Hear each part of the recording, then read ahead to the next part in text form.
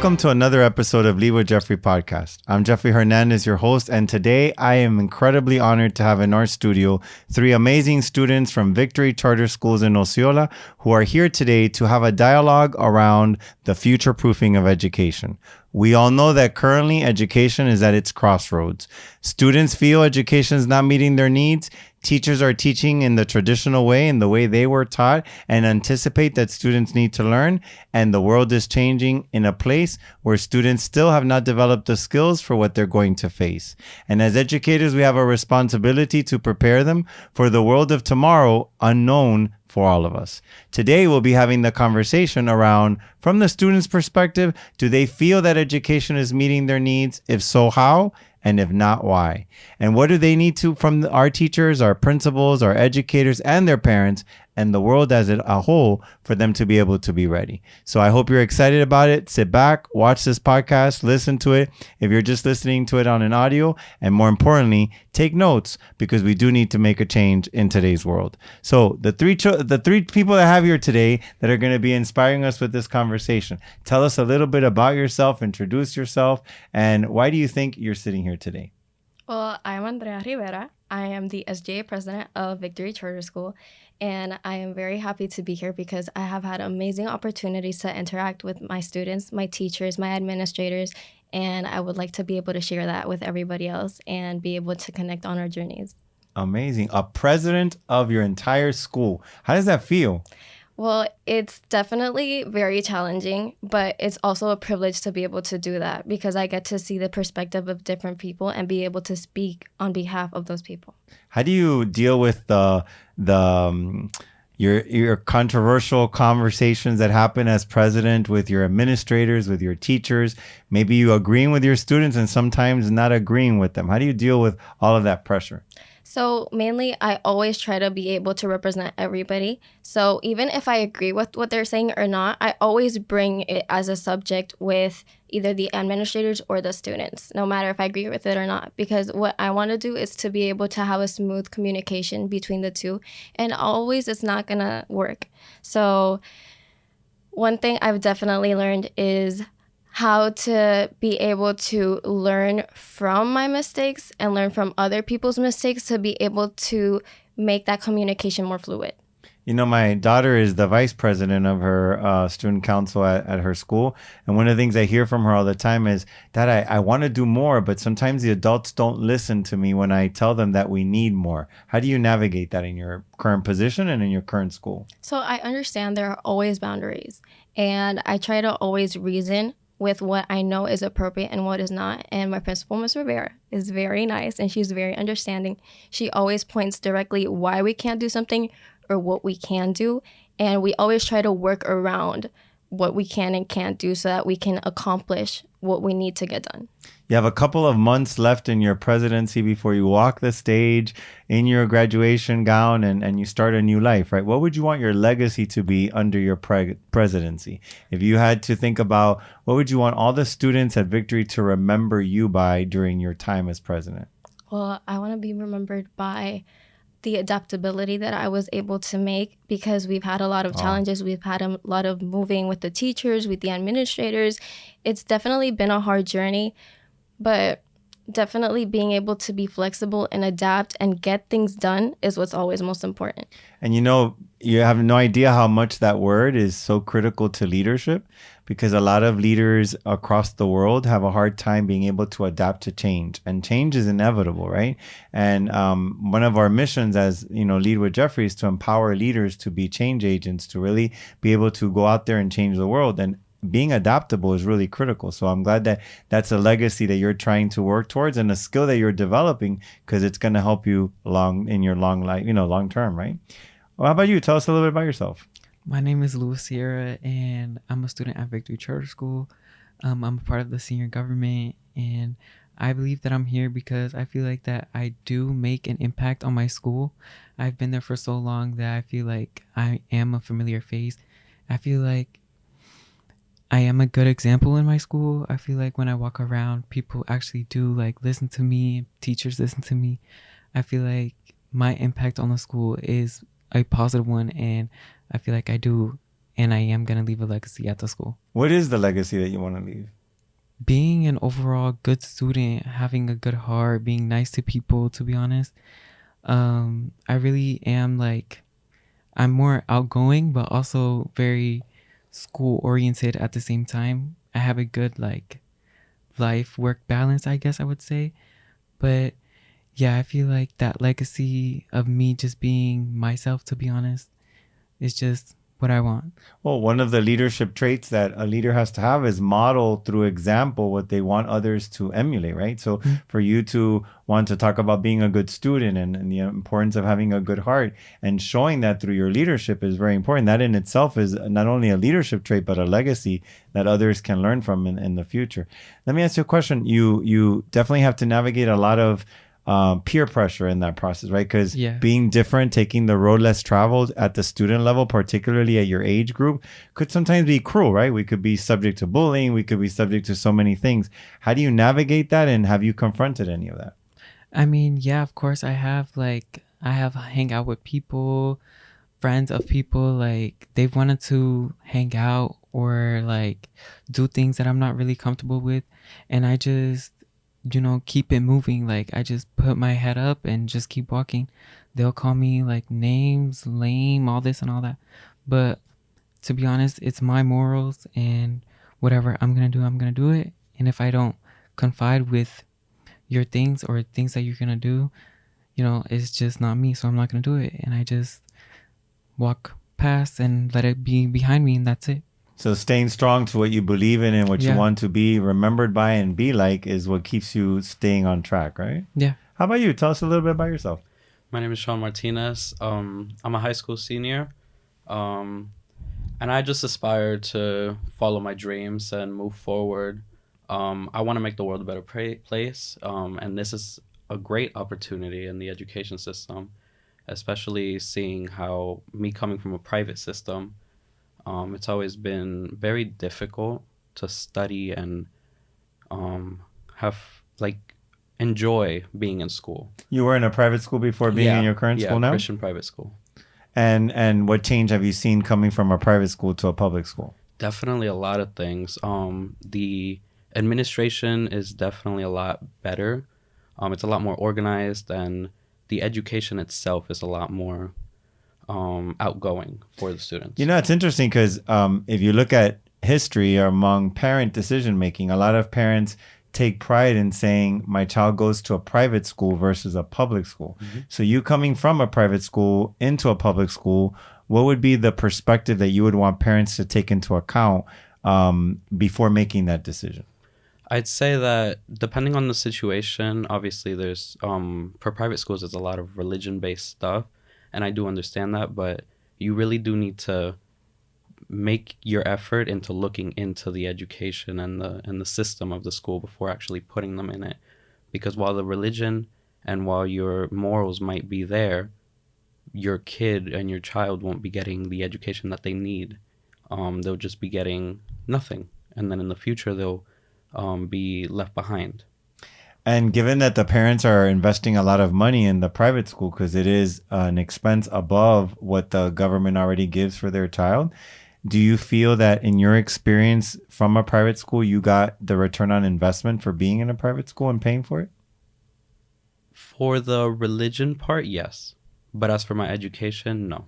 What would you say was the major difference between the quality of education you're getting in the public school versus the quality of education you got in the private school? If you could name it in 3 characteristics, what would be those 3 characteristics? It was mainly the group of administration, the teachers, the principals and the secretaries there were, while they were very nice and very accepting, we never really got set teachers and actual leaders to take us through our years. Apart from that, the education was very based on religion rather than the actual curriculum. And it really did take me back. And I didn't feel as if I was getting what I needed, while when I came here, I immediately started getting everything from the education to the teachers. It was just a lot more open for me. And as we talk about the future proofing of education, I think it's a very important discussion to have, that students need to have a greater voice in the decision of where they go to school, because they're the person that is sitting in the classroom getting the impact of the education. And as a parent myself, we're not there to be able to have all the information to make the decisions. So what would you say parents should look at very carefully in how they are selecting the school? When they're talking to their child, what should they be asking them to ensure that they're getting the right education? Definitely the first thing would be if they're comfortable going there. I feel like the comfortability of the child is definitely the most important thing. But apart from that, it's really asking them, do you want to be here? Do you think that you will get the education that you need? Do you think you'll get what you need from this school? Do you think that you'll enjoy it here? And do you think that it'll be worth it in the end? And there's probably a lot of listeners to this podcast today that are from your same age group and are trying to get the message across to their parents. Mom, Dad, I'm really not happy at this school. I'm not getting the education that I need, but the parents are not listening. Or you have the students that are in your age group that are listening to this podcast who feel it but don't know how to tell them. Can you take us a little bit through how you told your parents, Mom, Dad, this is not for me, I need a change? How did that conversation take place, and how did you lead that to be successful? Because obviously you were, because you ended up in a public school. So yeah. How did you take that conversation? I think a lot of our listeners would benefit from understanding that presentation, because some of us could fear to tell our parents, I don't want to go to the school anymore.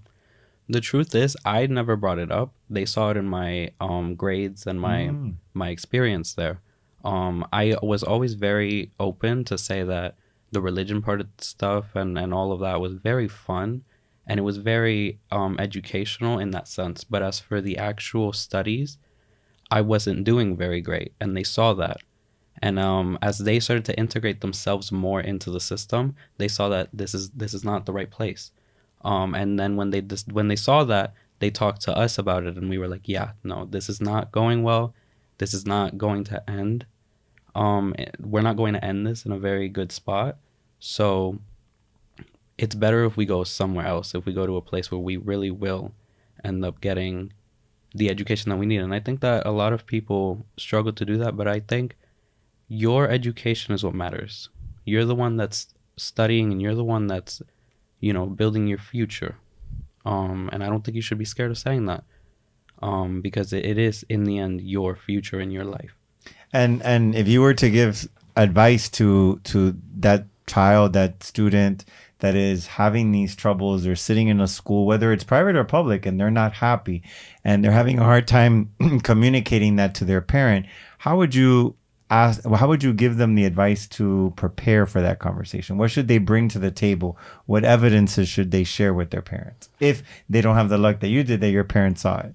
I'd say definitely show by your grades. If you see that you're not doing well with your grades, bring up to your parents why. Try bringing up different scenarios of if this happened to you, if something bad happened to you, something good.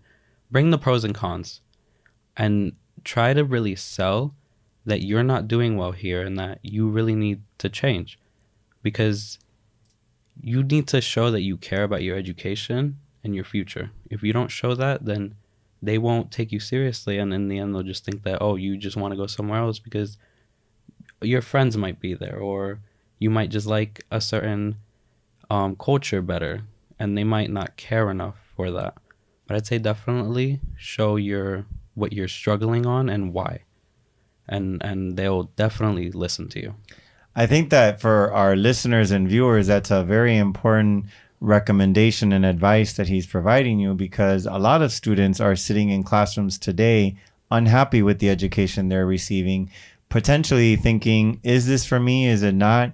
Is it meeting my needs? Is it preparing me for the world that I'm going to face? Am I going to be competitive as a result of this educational experience? But we have the fear to tell the adults that are part of our decision-making process to say, this is not where I want to be. This is not how I'm going to excel. And his advice is get the evidence. put a package together around how are your grades doing? How do you feel in the class? And more importantly, why do you need the change? So that it's not perceived as you just want to change because you want to be the one to make decisions. But you have to take ownership over your education is what I hear from you.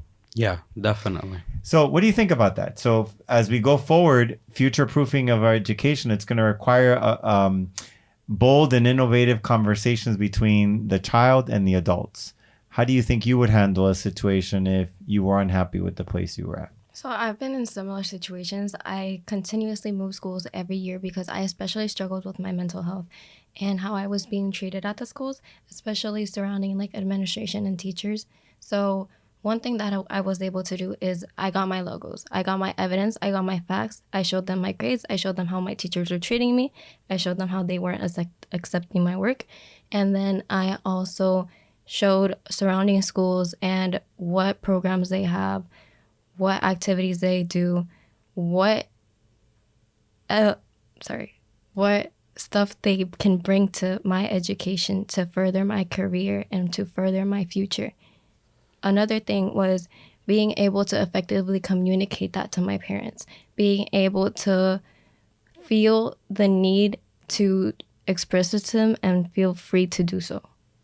How about you? Did you ever experience something like that? Or if you were, imagine yourself in that situation, how would you approach it? I never like put myself, or my parents never put me in that situation because I've been at Victory for so long. And then before that, like I was in the public school system, so it like carried on to the next school, you know. But I would definitely bring it up to my parents, like how Sean said, with the intention of putting your education in your own hands, showing your parents that you and your education are like one, like you and education want to grow and excel, and you want to do it for yourself and for your future as well. So you see, you're not alone if you're sitting in a place where you're unhappy, you're not getting a quality education. There's many people in the world that are facing that. But the difference is going to be if you make the choice to stand up and say, this is not for me and I need something different.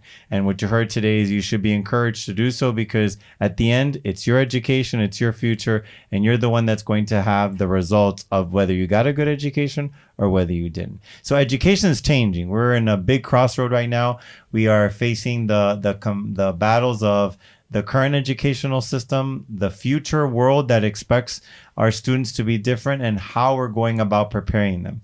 If you were to think about our current education system, what do you think is working for you and what is not working for you? So the transition from doing everything on paper to just immediately moving on to devices, the iPads, laptops, especially during COVID, we all jumped in without really knowing what we were doing, but we were able to manage through that. Like I said, adaptability. And that was something that definitely impacted the education and how it works now. Something that we have to work around is how to effectively use this and not have it be a dangerous tool instead of a helpful one, because you can easily try to lean on it instead of having it pave how you work around it. So, example, ChatGPT. A lot of people are relying on that, and it's doing more damage than it is helping them. Mm-hmm. So, something that we truly have to understand is how that affects us. Do you think that that you, as you talk to students and you're engaged in conversations with your peers and even observe them, do you feel that they understand that technology could be both a resource and also a dangerous tool? So not everybody understands that. So everybody just wants to get their work done and submit it instead of even using it as a tool. Hey, let me look up some evidence here. Let me see what I can use for my paper. And then I'll write something based on that. But they just take it, they copy paste it, and they send it. Why do you think that mindset is there? Because it's a really important mindset you just brought up that I think is critical. I remember when I went to school, our mindset was of excellence. It was of doing things with pride, getting the best grades.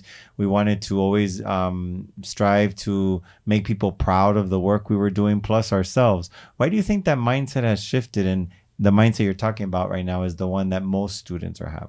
So I believe it has to do with the parents and with the teachers. Teachers also are heavily relying on this and using it to give a class instead of using it as a guide. And something with the parents as well. Parents aren't really on their children as they were before. They just say, oh, look, I think my child submitted this like they told me they did, instead of actually checking with the evidence. Because not only the teachers are there to provide them with the tools to get their education, the parents also have to be involved with this. Do you agree with that or disagree with that? I do 100% agree with that, because I feel like education, yes, it does start in school, but it does carry on home as well.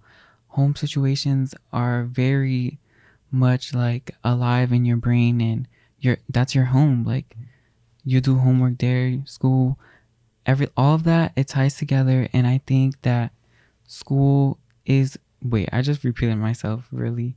It's okay. Let me recuperate. There we go.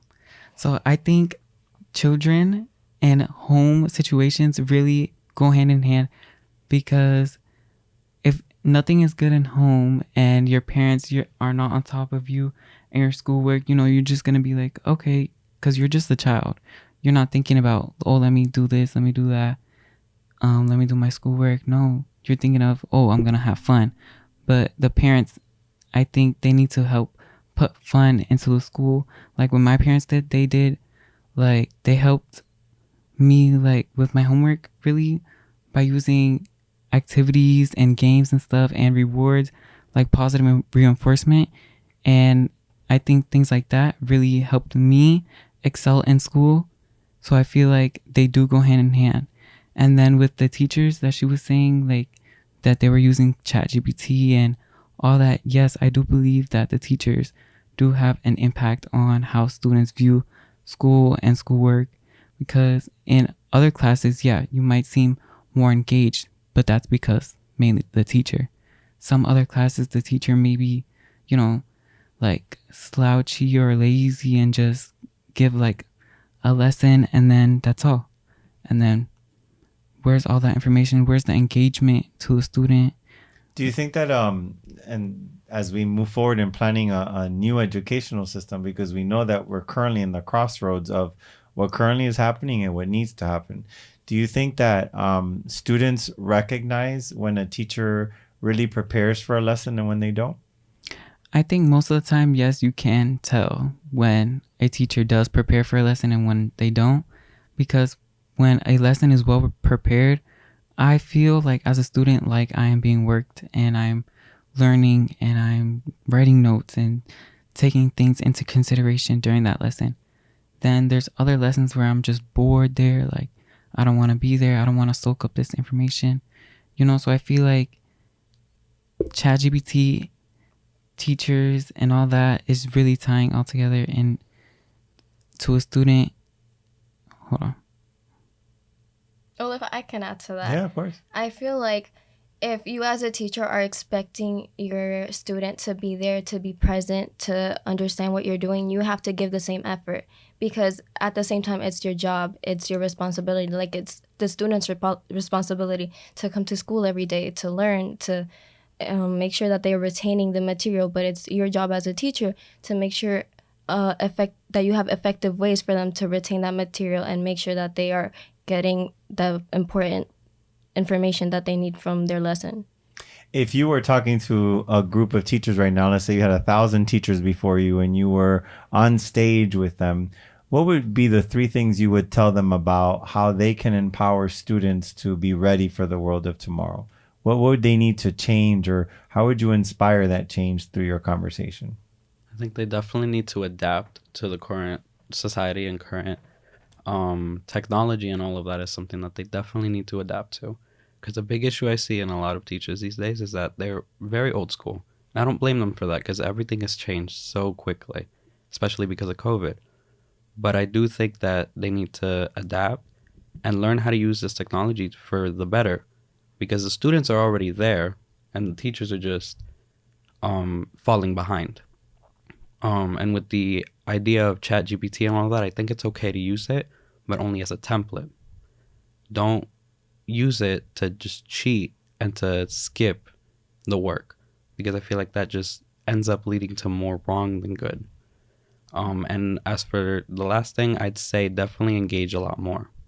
The engagement is what the students need. If you're not engaging with the student, they will not enjoy your class and they will not listen to you. But engagement to people may mean different things, right? So what do you think from the perspective of your generation, what does engagement mean in a classroom? If you were able to design the perfect level of engagement and the perfect strategies to engage, what would that be?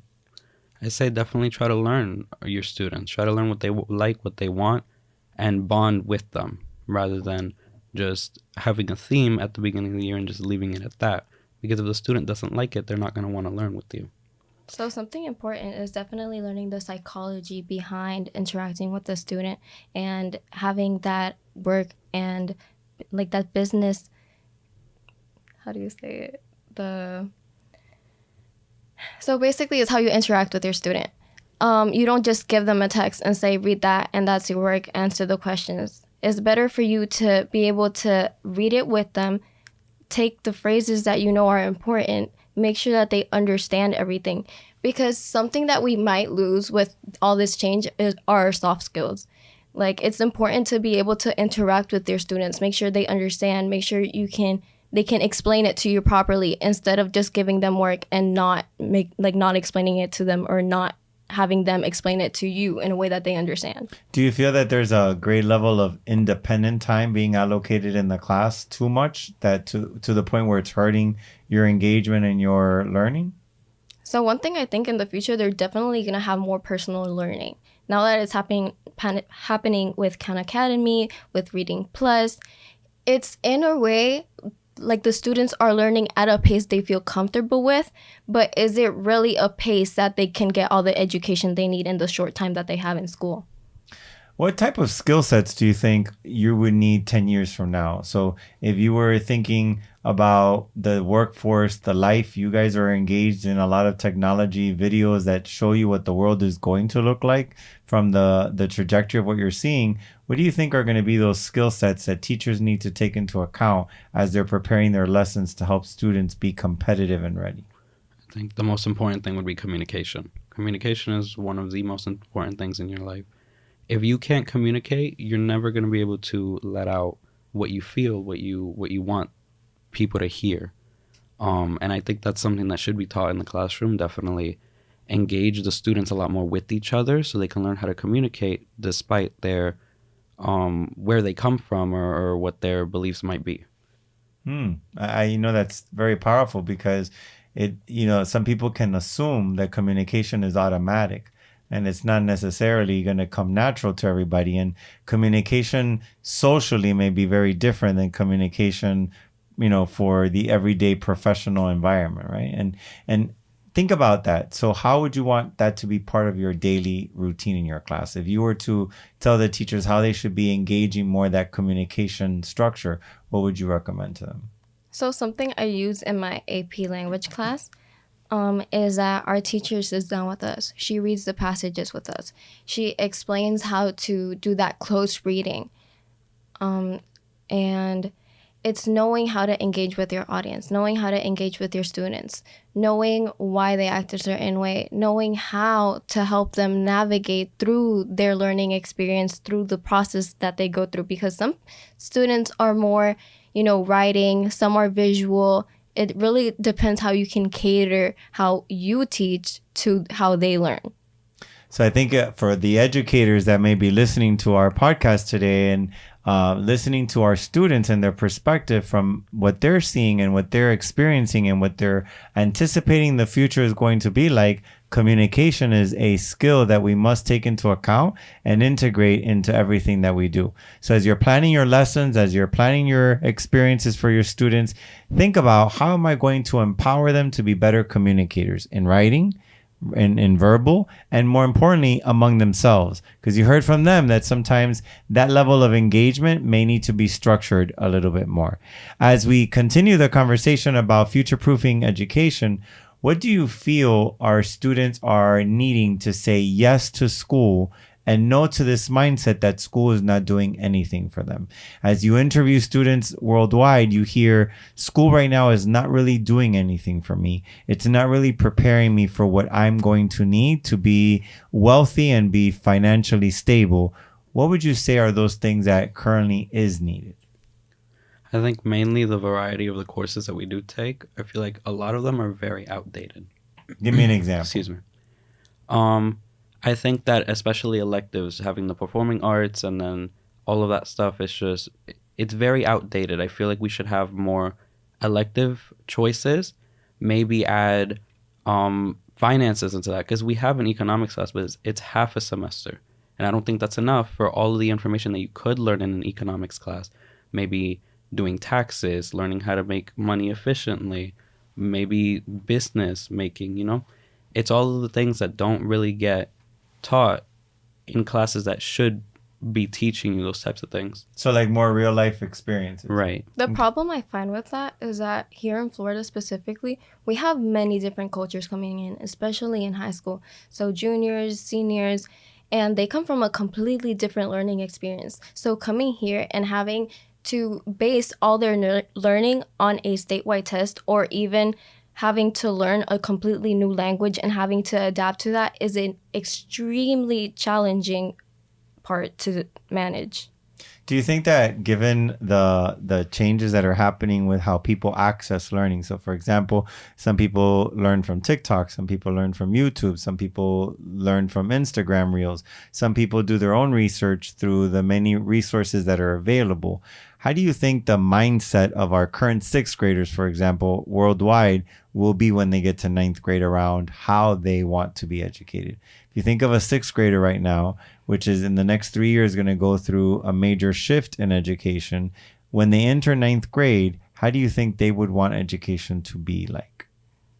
I think definitely a lot more technology based, because that's what they're growing up with. What does that mean though? Because a lot of people use that word because it's a common word and it's a go-to word. But what does it mean to have more technology in the classroom? Is it more software? Is it more hardware? Is it letting you use your phone? Like, what does that really mean when it comes to teaching? I don't necessarily think that letting them use their phone is the right answer, but I mean using these tablets that are given to them, or these laptops that are given to them, in order to do more activities on there. Because there's a mix of pencil and paper, and then there's technology, but a lot of it is bare bone. You go on your iPad, you watch 1 3-minute video, or maybe you do Khan Academy or something like that, but you're not actually engaging with the technology that's given to you. And I think that with the way they're growing up, with everything being on their phones, their tablets, their computers, I feel like they would definitely engage more if it was something virtual rather than in pencil or paper. I like that, because it's not about just increasing technology. It's about increasing the engagement with technology, right? What else do you think, if you were thinking about as a sixth grader today, the current sixth grade students, when they get to ninth grade, what are they going to need that high school to be like for them to say, school is making a difference for me? He said engagement of technology. What do you think? Well, honestly, as we're progressing, technology is the most important part that I am finding, but also it allows them for more room to be able to explore how they learn, because when they're doing their own pace, they can see, oh, for me, reading doesn't work as well. Oh, for me, reading isn't a problem, but it's the way that I can analyze this. And they also need someone there.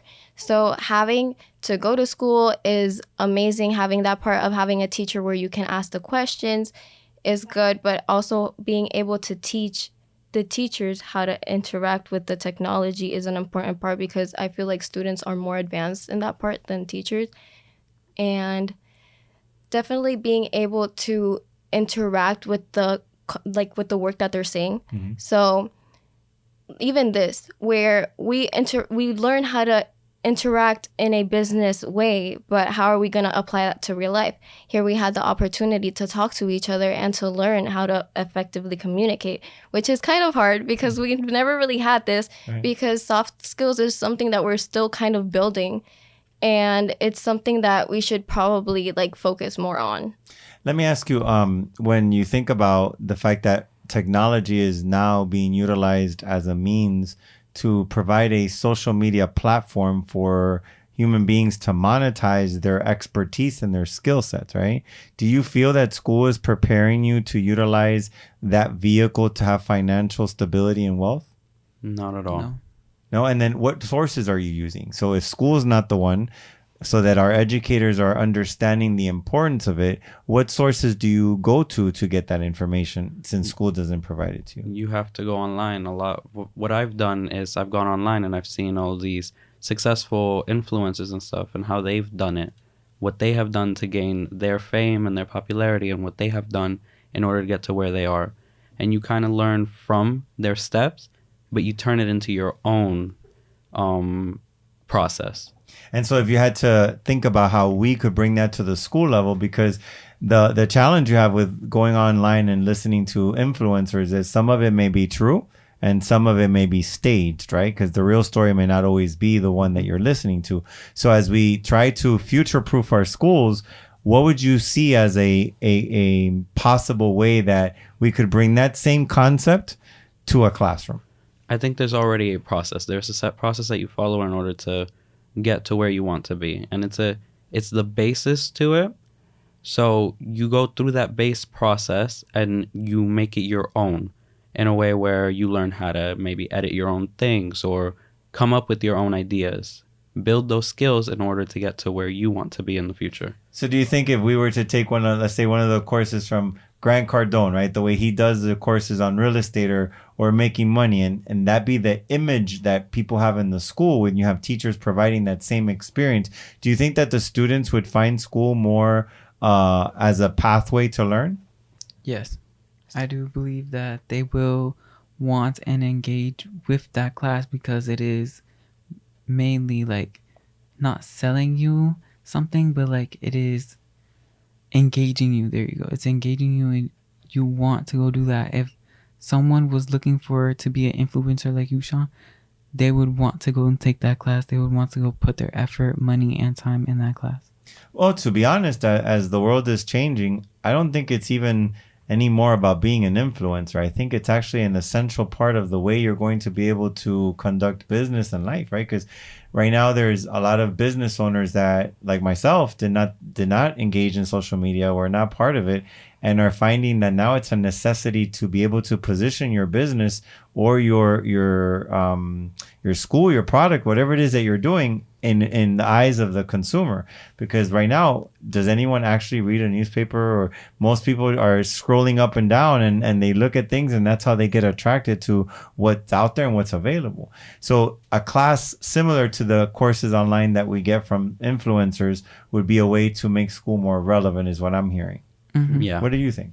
So what would be interesting is students being able to path their own way for their own career. So if there's classes that they believe that could be beneficial to them, why won't we apply it to our school and be able to have them learn from that process? Because even bringing people from other places, other nationalities, other, for example, the administration, they could learn from administration, they could learn from their own parents, they could learn from everybody else, but they have to be able to learn how to apply that to their own future and their own situations. Okay. Anything you'd like to add to that? I mean, she basically got everything. You, how about you? What do you think? I just think that there's definitely a need in bringing these things, like the whole technology and definitely learning how to influence, how to build your own viewership, especially now, like as you said, with businesses, you need a social platform in order to thrive the way that you would like to thrive. Because now it's not about the news, or it's not about, like you said, newspapers. It's all about what's online, what you see on Instagram, TikTok, Facebook. It's all what you see on there. And if you don't know how to work that, your chances of getting high are low. You know, Forbes just recently cited that in 2024, digitizing your reputation and creating a personal brand is probably the most important part of positioning yourself for a future life of prosperity and financial strength and wealth, and more importantly, for your legacy to be there for generations to come. How do you feel education should prepare students in that aspect of preparing their personal brand and stabilizing their reputation in the digital world? Well, something that we even use at our own school, we have our administrators making sure that we have the right apps to be able to communicate with people that we might need for our future. They make sure that we know how to write everything down that we need on there, to show all our skills that we have, to show all the experience that we have, and apply it to whatever place we need to use it in. Do you guys already have a personal brand already that you've established for yourself? Are you working on that? Is that something that you've even prioritized or have been communicated to about? Well, it's like not my personal brand that I'm going to start up, but it was an assignment in our class, like our photography class, to make our own business. I have a partner with Anais, but at least she's one of my best friends. I have a t-shirt brand with her, and it says Motive on it, where our brand is basically about motivating other people and motivating people through clothing, through streetwear, through their aesthetic, their style. So we basically got all the ingredients to make a business, and our teacher chunked it up in lessons and gave it to us, and we made our brand. We have a t-shirt, we have flyers, we have pictures with the shirt. We have a lot of things that I believe could help me with a business in the future. So your class providing you the experience of a real life scenario that you were having to unpack and plan and collaborate. Actually, now you can take those skill sets and use them in a real life scenario for your own benefit personally and financially. Yeah, I feel like I am. And I feel like in a few years from now, even those skills that I learned in my high school class, I can apply and become someone that I dreamed of becoming. Let me ask you, mental health is really important for a human being. And I think in the past, mental health was something that was not discussed or really even acknowledged, but it has become a prevalent conversation, specifically post-COVID. Do you feel that in education, the awareness of mental health and the support for mental health is important? If so, how? So it's definitely something that's important because it affects people's grades. And once it affects the grades, you need to learn how to turn that around. So being able to provide teachers and students with both the tools to be able to manage that, like having teachers have the right tools to give the right advice to the students, and having the ability to have the students learn from their mistakes and learn what it is that is affecting them to be able to use that to get further. Do you think that the teachers demonstrate readiness to support the students in mental health from the perspective of where the students are? I think in some cases, yes. Some teachers do. Others don't. The whole topic of mental health in schools is very unsteady right now, because while there are programs and there are counselors and stuff to help, it's not as high as it should be in priority. There's several students that do need the help, but there's not an entire team that can help with it. So it becomes unsteady in a way where they can't help everyone, and those students don't get what they need. Do you think that there's a level of sensitivity when a student is struggling with any type of emotional circumstance when it comes to education in the classroom? I say yeah. There are times where it doesn't get treated the right way, but most of the time, yes.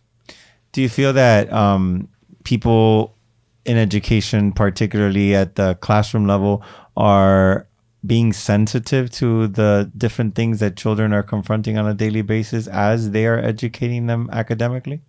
So this has been a very sensitive topic in this generation specifically. So we have to make sure that we have the people that are certified to be able to manage these emotions and how to even teach how to manage these emotions, and just being able to guide them in the right process, the students, is really important, because something that they don't know is how to manage it themselves and how to be able to help others manage it. Do you think that it's a very high level of importance right now, given what you see in your peers and maybe even in yourself? Yeah, I do believe that it is mental health is one of the top priorities in a student, in a person, in anyone, because once your mental health is not the best, you're not performing your best, you're not living your best, everything is just low because of one thing, your mental health. As a student, do you feel that they feel comfortable talking about their circumstances to everybody, or did they surrender to whatever the teacher is telling them and they just stay quiet and don't say the reason why that's happening? So what I've seen with my class, they definitely know how to fight for themselves. And That's good. yeah, they definitely know how to communicate what they feel. And something that I've realized is that it's the difference between what a public school has to provide, what a private school provides, and then what a charter school also has to provide. But in a way, I want to word this right, but maybe someone else has another input while I collect my thoughts. Absolutely. What do you think? I think that what most administrations and teachers fail to understand is that when it comes to school, it most of the time is a child's outlet from their homes and from their situations outside of school. It's where they're allowed to really show their emotions. They're allowed to show their personalities, because maybe at home they're not treated fairly. Maybe at home they're not allowed to express themselves this way. And a lot of people fail to understand that, and it comes off as if the child is not able to there either. Mm-hmm. Yeah, so it's important. Sorry. So they can't find their place in a community. Let me ask you, understanding that the school is the outlet, and as we future-proof education, what would you say is required in order to get ahead of that? So if you were a designer of the school, you were the CEO of a school, and understanding from a student perspective the importance of mental health, the importance of it being an outlet for students, as you mentioned, what should be in the daily routine of a school to be able to get ahead of that? I think one of the main things that should be implemented is maybe a few days of a month, or maybe these specific events where mental health is really focused on. Maybe talk to the students as groups. Maybe make small circles of kids to be able to talk to them. Make sure that everything's okay. If you see a child is struggling with their grades, or maybe they're seeming off, maybe ask them, hey, do you want to talk? Do you want to sit and maybe let out any thoughts that you might have? I think that definitely paying attention to the students and what they feel and how they're doing is a very important topic. Let me ask you, a lot of counselors make themselves available, but students don't access the counselor to have those conversations. How do you think students would make themselves more inclined or more interested in reaching out to a counselor? What kinds of things need to be evident and present for the students to feel that comfort level? Usually it's how the counselor presents themselves, because it's the difference between what someone speaks to when they're forced to talk to somebody about what they feel versus someone that they feel comfortable with.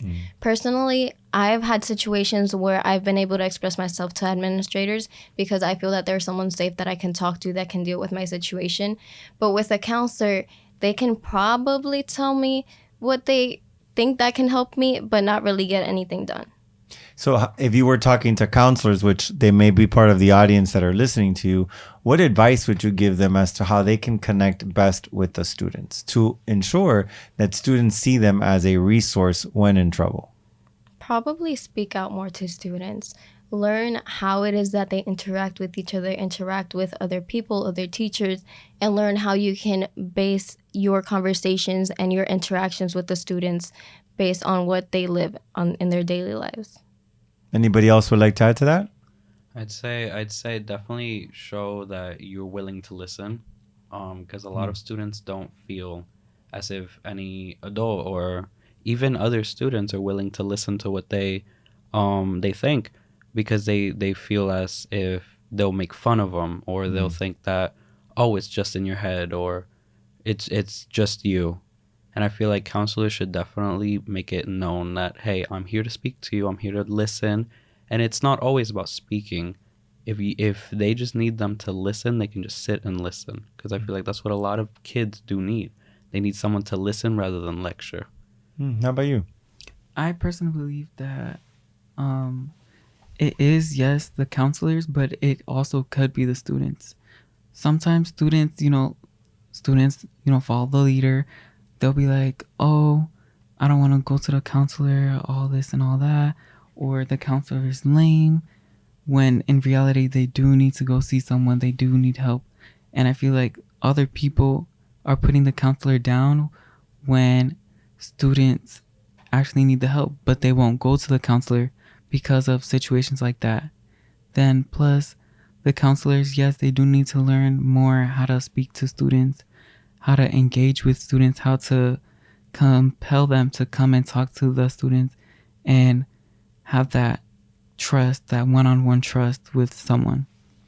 I think something that I'm hearing from you and that I've seen as I engage with students and visit schools and work with counselors is that there's not a clear identity for the counselor's role in the student's mind. Mm-hmm. And I think that sometimes limits, from what I'm hearing, the ability of the student to make the decision when in trouble.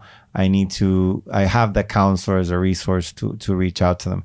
I think something that I heard, which is really important and that I would like to reiterate for any listener who is in a space or in a position to help with the mental health of our students, is that sometimes it's important for you just to listen. Not say anything, not lecture, not judge, but just to listen, because maybe they just need to get it out first. And if it's interrupted, they might not be able to get everything out. And I think also making sure our students understand the value of going to a counselor, because as I heard Lewis mention, sometimes they don't make the decision that they need to do in order to reach out for that help. As we continue this conversation, the parents are going to be an important role in it. And so as students, what would you say to the parents around how they need to evolve into a different way in order for students to be ready for the world of tomorrow? I think as of recently, from what I've seen from friends and family, a lot of parents have backed off a lot more. They're not as engaged in the child's learning as they used to be. How he mentioned, doing homework with the kid or checking up on their grades constantly, maybe, and talking to them, because that mental health part with the parents does also apply. Talking to them and making sure that they're okay. I feel like a lot of parents have backed off, and they don't seem to care as much as the person gets older. Do you think it's that they've backed off because they don't care, or do you think that a lot of the parents have backed off because they don't understand how to engage with the new world the students are dealing with? I think it's a mix of both. Some parents just, I've seen it myself, don't really care much, or maybe they care more about themselves than they care about what's going on as the child gets older.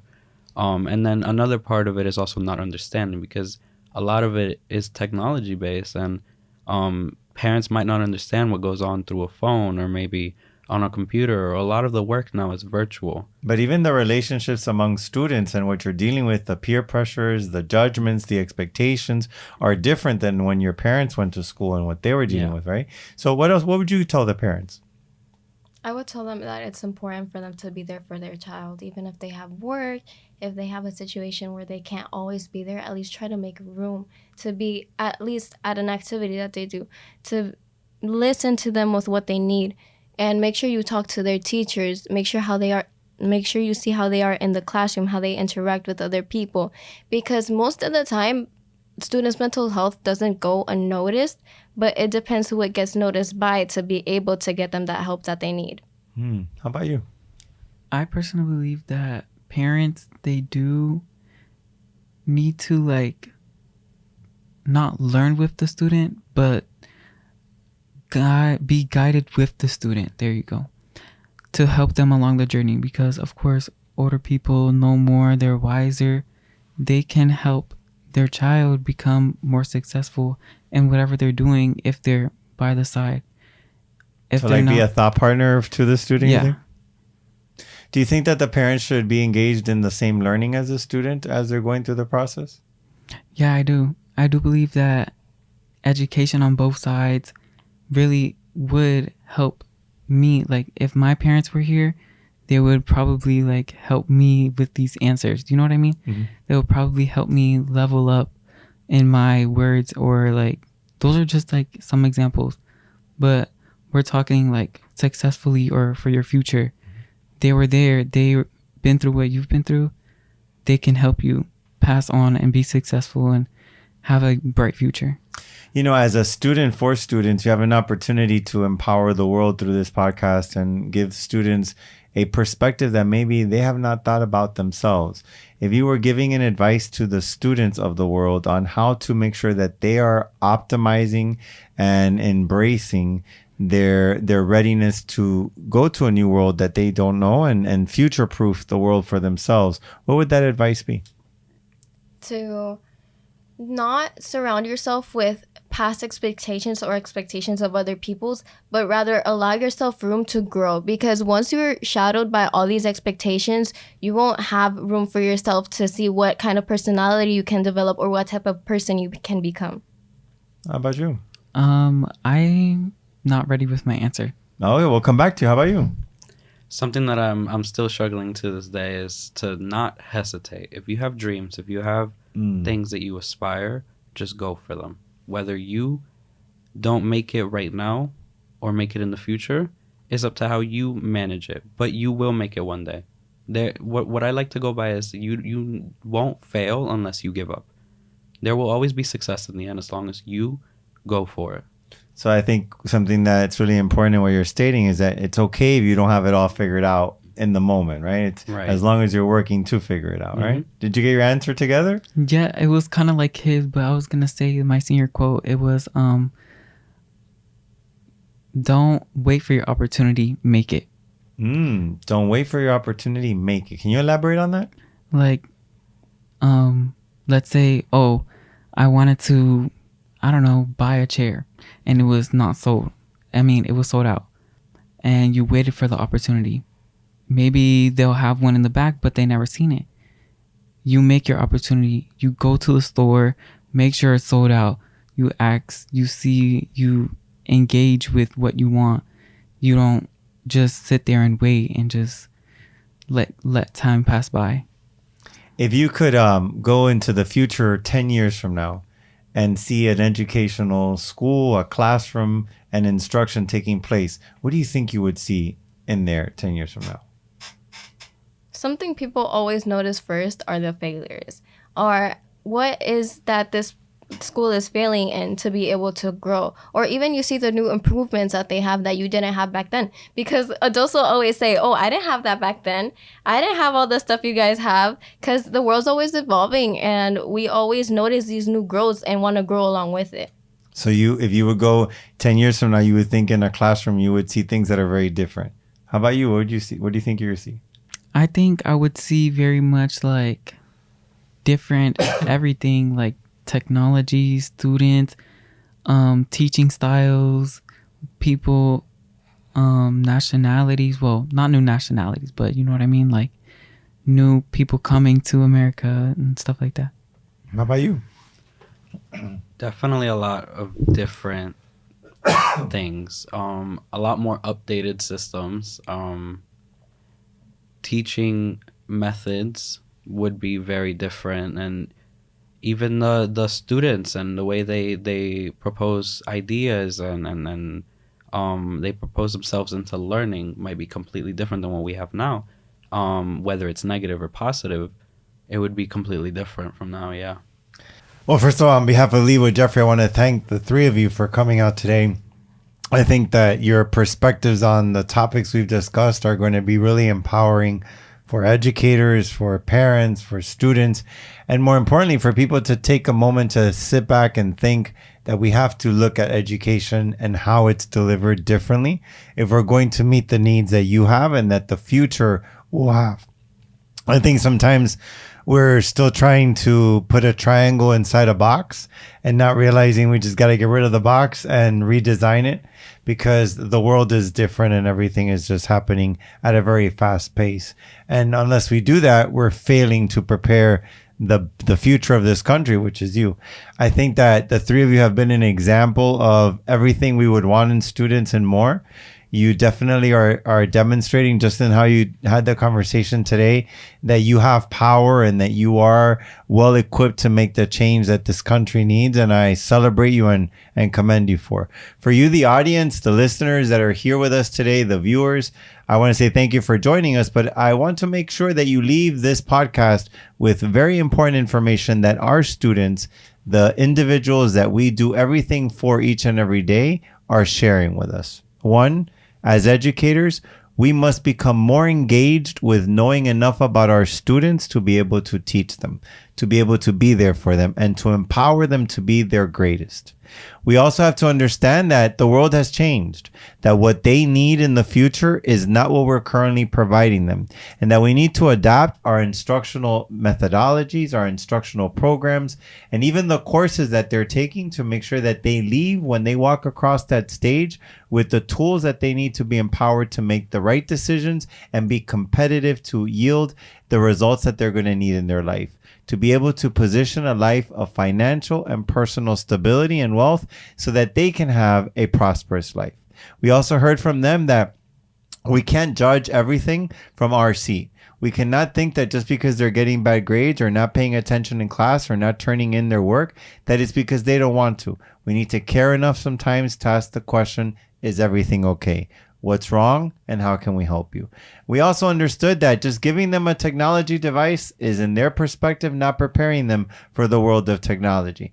They need to be able to engage in it and understand how to use it for their benefit and how to use it for what we currently are needing it in the world, whether it is to make monetize financial wealth in social media, create a business, create a plan, whatever it may need to be. But our program right now, which is just giving them a technology device, courses, emails, and digital programs, is not preparing them for what they see the future to become. And we heard from them that 10 years from now, our educational system will be a lot different, but more importantly, they would have lost the chance to be able to access that if we don't make the changes now required in schools to be able to prepare them. So as we heard today from the students, it's time for us to sit at the drawing table, put everything that we know right now aside, understand what the future is asking from our students, and design the educational program to be what it needs to be able to prepare them for that. Again, I want to thank our students from Victory Charter Schools for being here today, for sharing their perspective, for having the courage to be honest and share what you believe and what you think we currently need to do. Have a wonderful rest of your day. Good luck in your future endeavors. I know I'm going to be reading and seeing about you in the news and in our social media platforms as you grow into your careers and into your life. Thank you to our listeners and viewers, and stay inspired.